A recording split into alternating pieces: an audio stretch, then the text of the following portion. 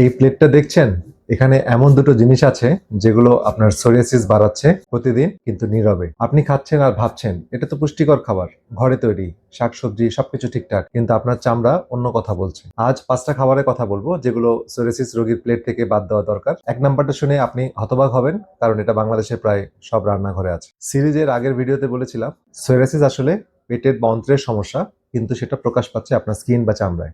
না দেখে থাকলে আই বাটনে ক্লিক করে দেখে নিন, এবং ডেসক্রিপশন বক্সে লিংক দেওয়া থাকবে। তো আজকের ভিডিওটা সেই ধারণার ব্যবহারিক প্রয়োগ দেখাবো। তো আমি 5 থেকে 1 পর্যন্ত উল্টো গুনবো, প্রতিটা খাবার কেন সমস্যা বাড়ায় এবং বিকল্প কি, দুটোই বলবো। তো শেষ পর্যন্ত থাকুন, কারণ 1 নম্বরে যেটা আছে সেটা পৃথিবীর কোনো মেডিকেল বইয়ে পড়ানো হয়নি, কিন্তু যাদের সোরিয়াসিস আছে তাদের জন্য এটা বাদ দিলে অনেক ভালো ফলাফল পাওয়া যায়। একটা কথা আগেই বলি, এই ভিডিও শিক্ষামূলক, ডাক্তারের পরামর্শের বিকল্প নয়। আপনার যদি কোনো খাদ্য অ্যালার্জি থাকে বা অন্য কোনো রোগ থাকে, নিজের মধ্যে ডায়েট পরিবর্তন না করে একজন অভিজ্ঞ চিকিৎসক বা ফাংশনাল মেডিসিন নিউট্রিশনিস্ট বা ফাংশনাল মেডিসিন চিকিৎসকের আন্ডারে থেকে এই টোটাল পদ্ধতিটা অনুসরণ করলে আপনি উপকৃত হবেন। চ্যানেলে নতুন হলে সাবস্ক্রাইব করুন, বেল আইকন চেপে রাখুন, কারণ নতুন ভিডিও আপলোড করার সঙ্গে সঙ্গে আপনারা পেয়ে যাবেন। আর যারা সোরিয়াসিসে আক্রান্ত আছেন, এরকম আত্মীয় স্বজনের মাঝে যত বেশি সম্ভব এই ভিডিওগুলো শেয়ার করুন। আসসালামু আলাইকুম, আমি doctor ARM Jamil, functional and integrated medicine consultant. আমরা আমাদের সেন্টারে রোগের মূল কারণ বা রুট কজ ফাইন্ড আউট করে রোগের চিকিৎসা করে থাকি। তো আমাদের এই চ্যানেলে এই ধরনের ভিডিওগুলো আপনারা পাবেন। আসলে রোগের মূল কারণকে যদি সমাধান করতে না পারি, তাহলে রোগকে সারা জীবন বয়ে বেড়াতে হবে। তো সবাইকে আমন্ত্রণ সঠিক চিকিৎসা এবং স্বাস্থ্য পরামর্শ নেওয়ার জন্য। তো এখন শুরু করি 5 নম্বর দিয়ে, ভাজা আর প্রক্রিয়াজাত খাবার। তো পেঁয়াজু, বেগুনি, সিঙ্গারা, ফ্রাইড চিকেন, প্যাকেটের চিপস, ইনস্ট্যান্ট নুডলস, সসেস, সালামি, বাঙালি সন্ধ্যাবেলা নাস্তা বলতে এগুলোই। তো সমস্যা আসলে কোথায় হয়? প্রথম সমস্যা হচ্ছে তেল। একই তেলে বারবার ভাজার কারণে তৈরি হয় ট্রান্স ফ্যাট আর অক্সিডাইজড ফ্যাট। এই চর্বিগুলো শরীরের প্রদাহ বাড়ায়, আর সোরিয়াসিস হচ্ছে একটা প্রদাহজনিত রোগ। প্রদাহে আগুন ঢালা মানে সরাসরি আগুন বাড়ানো। দ্বিতীয় সমস্যা হচ্ছে প্রক্রিয়াজাত খাবারে থাকা যে প্রিজারভেটিভ, কৃত্রিম রং, সোডিয়াম নাইট্রেট, এমএসজি। এই রাসায়নিকগুলো অন্ত্রের ভিতরে ভালো ব্যাকটেরিয়াগুলোকে মেরে ফেলে, কিন্তু খারাপ ব্যাকটেরিয়াকে জায়গা করে দেয়। আমেরিকান জার্নাল অফ ক্লিনিক্যাল ডার্মাটোলজিতে প্রকাশিত একাধিক গবেষণায় দেখা গেছে প্রদাহ বৃদ্ধিকারী খাবারের পরিমাণ কমালে সোরিয়াসিসের তীব্রতা কমে আসে। তাহলে এর বিকল্প কি? ভাজার বদলে সেদ্ধ, গ্রিলড বা এয়ার ফ্রাইড খাবার, চিপসের বদলে ছোলা ভাজা, বাদাম, সসেজ বা সালামির বদলে তাজা মাছ বা মুরগি, এবং খুব সহজ পরিবর্তন, কিন্তু বিশাল পার্থক্য দেখবেন। 4 নম্বর যে খাবার আমাদেরকে জানা দরকার, চিনি এবং সাদা আটা। সকালে মিষ্টি চা, দুপুরে ভাত, সন্ধ্যায় মিষ্টি, রাতে সাদা পাউরুটি। বাঙালি ডায়েটে চিনি আর সাদা কার্ব প্রায় প্রতিবেলাই থাকে। এগুলো সমস্যা কেন হয়? তো চিনি আর সাদা আটা দুটোই শরীরে দ্রুত গ্লুকোজে পরিণত হয়। রক্তে চিনি হঠাৎ বেড়ে যায়, এতে ইনসুলিন নামক হরমোন শরীরে বেড়ে যায়, এবং চিনি নিয়ন্ত্রণে আনতে বেশি পরিমাণে ইনসুলিন শরীরে রিলিজ হয়, এবং এই সময় বাড়তে বাড়তে একসময় ইনসুলিন রেজিস্ট্যান্স হয়ে যায়। তো এই অবস্থা, যে ইনসুলিন রেজিস্ট্যান্স, যেটা শরীরের জন্য খুবই অ্যালার্মিং। তো এখানে একটা মজার বিষয় আছে, সেটা হচ্ছে গবেষণা বলছে সোরিয়াসিস রোগীদের মধ্যে ইনসুলিন রেজিস্ট্যান্স আর মেটাবলিক সিনড্রোম হওয়ার ঝুঁকি সাধারণ মানুষের চেয়ে অনেক বেশি। 2013 সালে জামা ডার্মাটোলজিতে প্রকাশিত একটা বড় গবেষণা এই সংযোগ স্পষ্টভাবে দেখিয়েছে। তাছাড়া চিনি আর অন্ত্রের খারাপ ব্যাকটেরিয়া আর ইস্ট, বিশেষ করে ক্যান্ডিডা নামক এক ধরনের ছত্রাক, এদের প্রিয় খাবার হচ্ছে চিনি বা চিনির তৈরি বা আটা ময়দার এগুলো ধরনের খাবার। তো চিনি বেশি মানে এই ক্যান্ডিডা বা অন্যান্য খারাপ ব্যাকটেরিয়ার বংশবৃদ্ধি করা, অন্ত্রের ফুটো বা লিকি গার্ড তৈরি করা। তো যত বেশি এগুলো তৈরি হবে, সোরিয়াসিসের প্রকোপ তত বেশি হবে। তো এর বিকল্প কি? তো সাদা চিনির বদলে খেজুরের গুড়, মধু বা স্টেভিয়া, তবে সেগুলো পরিমিত খেতে হবে। সাদা আটার বদলে লাল আটা, তবে আমরা খুব বেশি এনকারেজ করি না, কারণ এখানে গ্লুটেনের আধিক্য থাকার কারণে এটা সমস্যা করে। তবে ঢেকি চাটা চাল, রাইস, বাসমতি চাল, বা বাসমতি চালের ভাত, এগুলো খাওয়া যেতে পারে। ওটসও খাওয়া যেতে পারে। তো মিষ্টি খেতে ইচ্ছা করলে ফল খাওয়া যেতে পারে, আপেল বা নাশপাতি খাওয়া যেতে পারে। তো একটা সহজ নিয়ম, যে জিনিস প্যাকেটে আছে বা যার লেভেলে অ্যাডেড সুগার লেখা আছে, সেটা আপনাকে এড়িয়ে চলতে হবে। বাজারে লাচ্ছি, ফ্রুট জুস, এমনকি তথাকথিত হেলথ ড্রিঙ্কেও অদ্ভুত পরিমাণে চিনি থাকে। 3 নম্বর যে খাবারটা আমাদের সোরিয়াসিস রোগীদের ক্ষেত্রে পরিহার করা উচিত, সেটা হচ্ছে আমাদের দুধ বা দুগ্ধজাত পণ্য। এটা শুনে অনেকেই বিরক্ত হবেন, কারণ আমরা ছোটবেলা থেকে শুনে এসেছি যে দুধ হলো পূর্ণ খাবার, দুধ খুব পুষ্টিকর খাবার, দুধে খুব ভালো প্রোটিন আছে, দুধে ক্যালসিয়াম আছে, এই জাতীয় কথাগুলো। কিন্তু দুধ এবং দুগ্ধজাত পণ্যে আসলে অনেকটাই সমস্যা হয়। তো সবার জন্য সমস্যা হয় না, তবে এখন বেশিরভাগ মানুষের জন্য সমস্যা হচ্ছে। বিশেষ করে সোরিয়াসিসের মতো অটোইমিউন রোগে যারা আক্রান্ত, তাদের ক্ষেত্রে এই দুগ্ধজাত প্রোডাক্টগুলো ম্যাক্সিমাম ক্ষেত্রেই সমস্যা। তো কেন হয় এই সমস্যা? এর 3টা কারণ আছে। এক হচ্ছে দুধে থাকা কেসিন নামক একটা প্রোটিন, যেটা শরীরে প্রদাহ তৈরি করে, বিশেষত A1 কেসিন, যা বেশিরভাগ শঙ্কর জাতের গরুর দুধে বেশি থাকে। মানে ক্যাসিনের মধ্যে A1 ভ্যারাইটি। আর বেশিরভাগ বাঙালি বা ভারতীয় মানুষদের, যেটা প্রাপ্তবয়স্ক মানুষদের মধ্যে, এটা ল্যাকটোজ ইনটলারেন্স নামক সমস্যা আছে, অর্থাৎ একটা এনজাইমের ঘাটতি থাকে।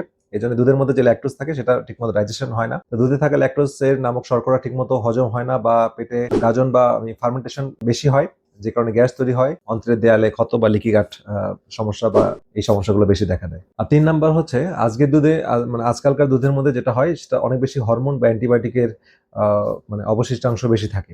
তো বিশেষ করে শিল্প পর্যায়ে যেই ফার্ম মানে যেগুলো কমার্শিয়ালি দুধ তৈরি করা হয় এগুলোতে বেশি পরিমাণে হরমোন থাকে বা দুধের মধ্যে হরমোন এবং অ্যান্টিবায়োটিকের উপস্থিতি থাকে। তো সোরিয়াসিস রোগীদের মধ্যে দুগ্ধজাত খাবারের খেলে যেটা হয় এটা সোরিয়াসিস ট্রিগার করে। এটা সবার জন্য প্রযোজ্য না, অর্থাৎ কারোর জন্য দুধের সমস্যা হলেও অন্য অনেকের জন্য হয় না, তবে বেশিরভাগ মানুষের ক্ষেত্রে বেশি দেখা যাচ্ছে। সুতরাং এটা কিছুদিন পরিহার করে পরবর্তীতে ইন্ট্রোডিউস করে দেখা যেতে পারে যে সমস্যাগুলো বাড়ে কিনা। তো কিভাবে আসলে পরীক্ষা করবেন, এটাকে বলা হয় এলিমিনেশন ডায়েট। 3 থেকে 4 সপ্তাহ পুরোপুরি দুধ বা দুগ্ধ জাতীয় পণ্য বাদ দিতে হবে, দুধ, দই, পনির, মাখন, ঘি সব। তো দেখুন আপনার স্কিন কেমন রিয়্যাক্ট করতেছে, তারপর ধীরে ধীরে একটা একটা করে যোগ করুন এবং দেখুন যে কোনো সমস্যাটা ফিরে আসে কিনা।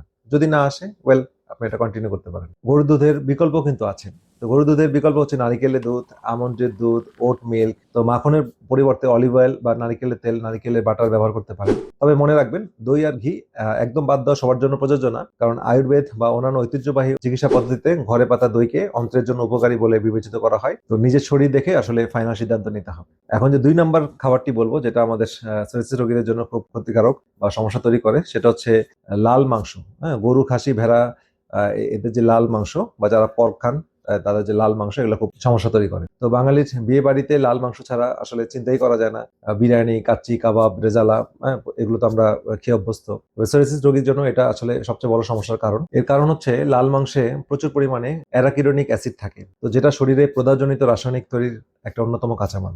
তো সোজা কথায় লাল মাংস বেশি খেলে শরীরে প্রদাহ বেশি হয়। আর 2 হচ্ছে এটা হজমে অনেক সময় নেয়, ক্ষুদ্রান্তে দীর্ঘক্ষণ পড়ে থাকে, পুট্রিফিকশন তৈরি হয় এবং সেই পচনের টক্সিন রক্তে ঢুকে আমাদের শরীরে ইনফ্লামেশনকে আরো বাড়িয়ে দেয়। আর 3 নাম্বার হচ্ছে যেটা কমার্শিয়ালি গরুর মাংসে অনেক হরমোন অ্যান্টিবায়োটিকের উপস্থিতি থাকে, যে এটা সরাসরি ইমিউন সিস্টেমকে প্রভাবিত করে। আর 4 নাম্বার হচ্ছে লাল মাংসকে গ্রিল করলে বা বেশি আঁচে যদি রান্না করি তাহলে এজিইএস বা অ্যাডভান্সড গ্লাইকেশন এন্ড প্রোডাক্টস নামে একটা যৌগ তৈরি হয়। এই যৌগ শরীরে বয়স বাড়ায়, বেজিং প্রসেসকে ত্বরান্বিত করে এবং প্রদাহ বাড়ায়। 2018 সালে জামা ডার্মাটোলজিতে ফরাসি গবেষকদের একটা বড় গবেষণা প্রকাশিত হয়েছিল। তো সেখানে দেখা গেছে যে যারা ভূমধ্যসাগরীয় ডায়েট বা মেডিটেরিয়ান ডায়েট অনুসরণ করেন, যেখানে লাল মাংস কম, সবজি বেশি, অলিভ অয়েল আছে, তাদের সোরিয়াসিসের প্রকোপ বা সোরিয়াসিসের যে হওয়ার প্রবণতা বা সোরিয়াসিসের যে ফ্লেয়ার, এটা উল্লেখযোগ্য পরিমাণে কমে গেছে। তো লাল মাংসের বিকল্পটা কি? তো লাল মাংসের বদলে আপনি ঠান্ডা পানির মাছ, যেমন স্যামন মাছ, ইলিশ মাছ, টুনা মাছ, সার্ডিন, ম্যাকারেল, এই জাতীয় মাছগুলো খাওয়ার অভ্যাস করতে হবে। তো দেশি মাছের মধ্যে ইলিশ, রুই, কাতলা এগুলো আছে। তো এগুলো ওমেগা 3 ফ্যাটি অ্যাসিড সমৃদ্ধ, যেটা প্রদাহ কমায়। আর মুরগিও খাওয়া যাবে, তবে খামারের বা ফার্মের মুরগি অ্যাভয়েড করা ভালো। দেশি মুরগি হলে খাওয়া যায় সপ্তাহে 2-3 বার। আর বিয়ে বাড়িতে দাওয়াতে গেলে যে একবারই খাওয়া যাবে না বা খেলে দুনিয়া উল্টে যাবে, বিষয়টা এরকম না। তো যত কম পরিমাণে খাওয়া যায়, কিন্তু যাদের সোরিয়াসিস এখন খুব ট্রিগার অবস্থায় আছে বা অনেক বেশি ফ্লেয়ার অবস্থায় আছে, তাদের ক্ষেত্রে এটা অ্যাভয়েড করতে হবে। আর 1 নাম্বার এখন যে খাবারটা বলবো, সেটা আসলে এটার জন্য আপনারা অনেকে অপেক্ষা করছেন। এটা প্রতিটা মানুষই আমরা খেয়ে অভ্যস্ত, কিন্তু এটাতে আসলে অনেক সময় সোরিয়াসিস খুব ভালোভাবে ফ্লেয়ার করে। এটা হচ্ছে একটা টমেটো। এটা হচ্ছে টমেটো, এবং এই সাধারণ টমেটো বাংলাদেশের প্রায় প্রতিটা রান্নাঘরে আমরা ব্যবহার করি। ভর্তা, চাটনি, তরকারি, সালাদ, টমেটোর কেচাপ বা সস, সর্বত্র ব্যবহার করি। কিন্তু অথচ এই নিরীহ দেখতে এই সবজিটা সোরিয়াসিস রোগীর চামড়ায় জন্য নীরব শত্রু হতে পারে। এবং শুধু টমেটো না, এই টমেটো পরিবারের সবজিগুলোতে সমস্যা তৈরি হয়। তো টমেটো যে পরিবারের সদস্য, তার নাম হচ্ছে সোলানেসি, যার জনপ্রিয় নাম হচ্ছে নাইট শেড ভেজিটেবল। তো এই পরিবারে আর কারা আছে আপনি শুনলে চমকে যাবেন। যেমন এর এর মধ্যে আছে টমেটো আছে, সাদা আলু আছে, বা এর মধ্যে কিন্তু মিষ্টি আলু নেই, সাদা আলু আছে, বেগুন আছে, কাঁচামরিচ আছে, শুকনো মরিচ আছে, ক্যাপসিকাম আছে, পাপরিকা আছে, এবং এমনকি তামাকও এই পরিবারের উদ্ভিদ বা এই পরিবারের। সমস্যাটা কি হয়, এই সবজিগুলো খেলে আসলে সমস্যাটা কি হয়? তো এই সবজি বা গাছগুলোতে যেটা হয়, সোলানিন নামে একটা প্রাকৃতিক ক্ষারক অ্যালকালয়েড আছে। তো গাছ এটা তৈরি করে নিজেকে পোকামাকড় থেকে বাঁচানোর জন্য। তো সংবেদনশীল মানুষের শরীরে এই সোলানিন অন্ত্রের যে কোষের ঝিল্লি আছে বা সেল মেমব্রেন আছে, সেটাকে অ্যাটাক করে, এটাকে দুর্বল করে দেয়, প্রদাহ বাড়ায় এবং জয়েন্টে ব্যথা তৈরি করে। তো যাদের অন্ত্র এমনিতেই ফুটো বা লিকি গাট আছে, তাদের জন্য এই অ্যালকালয়েড বিশেষভাবে সমস্যা তৈরি করে। এটা সরাসরি অন্ত্রের দেয়াল দিয়ে ঢুকে, রক্তে ঢুকে শরীরের ইমিউন সিস্টেমকে উত্তেজিত করে। আর সোরিয়াসিস আর সোরিয়াটিক আর্থ্রাইটিস, রোগীদের অনেকেই রিপোর্ট করছেন যে নাইট শেড বাদ দেওয়ার 4 থেকে 6 সপ্তাহের মধ্যে তাদের জয়েন্টের ব্যথা উল্লেখযোগ্য পরিমাণে কমে গেছে, চামড়ার প্রদাহ হালকা হয়ে গেছে। তো 1970 থেকে 80 দশকে ডাক্তার নোমান চাইল্ডার্স এই সম্পর্কে নিয়ে, এই ভেজিটেবলের সাথে সোরিয়াসিসের সম্পর্ক নিয়ে ব্যাপক কাজ করেছেন। তার বই চাইল্ডার্স ডায়েট টু স্টপ আর্থ্রাইটিস এই বিষয়ে একটা ক্লাসিক্যাল বই। তো যাদের সময় হবে তারা বইটা পড়বেন। ডাক্তার জন প্যাগানো ও তার হিলিং সোরিয়াসিস বইয়ে এই পরিবারকে সবচেয়ে বড় ট্রিগার বলে চিহ্নিত করেছেন। সোরিয়াসিস রোগীদের জন্য এই সবজিগুলো বেশি ট্রিগার করেছে। তো এইটা সবার জন্য প্রযোজ্য না, এটা একটা সতর্কতা। কিন্তু কেউ কেউ টমেটো খেয়ে কোনো সমস্যা পান না, কিন্তু সোরিয়াসিস আর জয়েন্টের সমস্যা একসাথে থাকলে নাইট শেড ভেজিটেবল গুলোতে ট্রিগার হওয়ার সম্ভাবনা বেশি। তো কিভাবে আসলে নিশ্চিত হবেন? তো এখানেও একই অবস্থা, এলিমিনেশন ডায়েট। আপনি 6 সপ্তাহ সব বাদ রাখবেন যেগুলোতে নাইট শেড ভেজিটেবল, তারপর একটা একটা করে আপনার খাবারের মধ্যে ইন্ট্রোডিউস করুন। যদি কোনো সমস্যার ট্রিগার হয় তাহলে আপনি ওইটা চিহ্নিত করে ওটাকে বন্ধ রাখবেন। তো এখন বলছি বিকল্প কি আছে। তো টমেটো সসের বদলে আপনি মিষ্টি কুমড়া বা বিটরুট দিয়ে তৈরি সস খেতে পারেন। আলুর বদলে মিষ্টি আলু, কাঁচা কলা, শালগম এগুলো খেতে পারেন। বেগুনের বদলে লাউ, চিচিঙ্গা, কুমড়ো এগুলো খেতে পারেন। কাঁচা মরিচের বদলে কালো গোলমরিচ, এটা যেটা নাইটশিট পরিবারের মশলা না, এটা ভিন্ন পরিবারের, এটাও খাওয়া যেতে পারে। তো বাঙালি রান্নায় টমেটো ছাড়া গ্রেভি তৈরি করা কঠিন কিন্তু সম্ভব। পেঁয়াজ, আদা, রসুন এগুলো বেটে নিতে হবে, সাথে দই বা নারকেলের দুধ দিয়ে চমৎকার গ্রেভি তৈরি করা যায়। একবার অভ্যাস হয়ে গেলে টমেটোকে আর মিস করবেন না। তো আজকে যেটা আলোচনা করলাম সেটাকে সংক্ষেপে বলছি যে 5 নম্বর হচ্ছে ভাজা বা প্রক্রিয়াজাত খাবার অ্যাভয়েড করতে হবে। 4 নম্বর হচ্ছে চিনি বা আটা জাতীয় বা প্রক্রিয়াজাত কার্বোহাইড্রেটকে মানে অ্যাভয়েড করতে হবে। 3 নম্বর হচ্ছে দুধ বা দুগ্ধ জাতীয় পণ্য, সবার জন্য না, আগে নিজেকে টেস্ট করে নিতে হবে যেটা আমার জন্য ট্রিগারিং ফ্যাক্টর কিনা। 2 নম্বর হচ্ছে লাল মাংস। আর 1 নম্বর হচ্ছে নাইট শেড পরিবার বা টমেটো, আলু, বেগুন, মরিচ এগুলো। এখন বড় প্রশ্ন হচ্ছে এই 5টা একসাথে বাদ দিবেন? তো না, এটা একটা দুর্বল কৌশল। একবারে সব বদলালে 2-1 সপ্তাহের মধ্যেই আপনি হতাশ হয়ে আবার সব ফিরিয়ে আনবেন। তো আমার পরামর্শ হচ্ছে যে একটা একটা করে বাদ দিন। প্রথমে 2 সপ্তাহ শুধু ভাজার প্রক্রিয়াজাত খাবার বাদ দিন। পরের 2 সপ্তাহ চিনি আর সাদা আটা বাদ দিন। পরের 2 সপ্তাহ দুধ বা দুধ জাতীয় প্রোডাক্ট বাদ দিন। হ্যাঁ, পরের 2 সপ্তাহ নাইটশেড পরিবারকে বাদ দিন। মোট 10 সপ্তাহ। এর মধ্যে আপনি নিজেই বুঝবেন যে কোনটা আসলে আপনার ট্রিগার, কোনটা না। তো সবার শরীর আলাদা, সবার ট্রিগারিং ফ্যাক্টর আলাদা। নিজের শরীরের সাথে ফ্যাক্টরগুলোকে আইডেন্টিফাই করে নিয়ে সেভাবে লাইফস্টাইল মডিফাই করলে আপনার দেখবেন যে সোরিয়াসিস অনেকটা নিয়ন্ত্রণে চলে আসবে। তো একটা কথা শেষে বলি, খাবারের সাথে সোরিয়াসিস সম্পর্ক সবার জন্য 100% এক না। কেউ টমেটো খেয়ে দিব্যি ভালো আছেন, আবার কারো এক টুকরো টমেটোতে চুলকানি বাড়ে। এটাই পার্থক্য। তাই এই 5টা তালিকাকে দৈববাণী মনে করবেন না। এটা একটা গাইডলাইন মনে করুন। আপনার কাজ হলো নিজেকে চেনা, প্রতিদিন কি খাচ্ছেন, কি লক্ষণ আসছে, এটা একটা ডায়েরিতে লিখে রাখুন।